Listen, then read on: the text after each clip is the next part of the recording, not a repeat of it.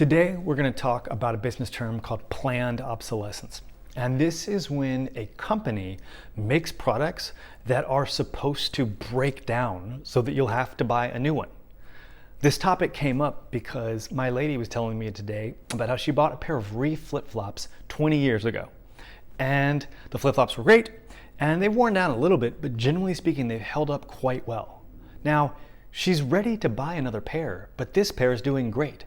So think about the implications that has for lifetime customer value. Now, it means that Reef, who made these flip-flops, the next sale they're getting from her, from this particular customer, is 20 years down the road. One of the greats in this world, and by greats I'm using that semi-facetiously, is Henry Ford. Henry Ford was famous for when he produced the Model T, the very first automobile at mass scale, that he would go to junkyards and go find Model Ts that had been worn down, and he would open them up to find parts, and he would examine these parts' condition. Now, people initially thought he was going there to really focus on product quality, and he wanted to see which parts had worn down fast, worn down early and not survive, so he could reinforce them and get better parts. That's not what he did. He was looking for the parts that were in good condition so he could buy cheaper versions of them so they would break faster.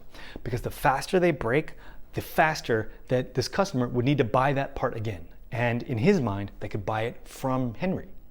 So he was thinking about increasing the lifetime customer value through planned obsolescence. This is what a lot of people thought Apple did, and that when they were throttling their batteries, that they were doing this to make the product actually not run as fast as it could so that people would have to buy another one, that it was a version of obsolescence planning. But it wasn't.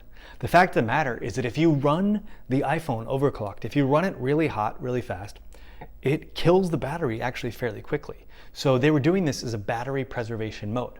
But when everyone protested this, they gave you the option to change this particular setting. So I'm not really going to comment on if planned obsolescence is a good or a bad thing, because clearly there's environmental implications to this, right? If we're using more raw materials than we need to make these products that could have lasted longer, then what's the point? What I think it really comes down to is us as consumers, we should try to buy products that last a long time. And if they do, then we are rewarding by their market share that they're receiving, the companies that do this. That is planned obsolescence.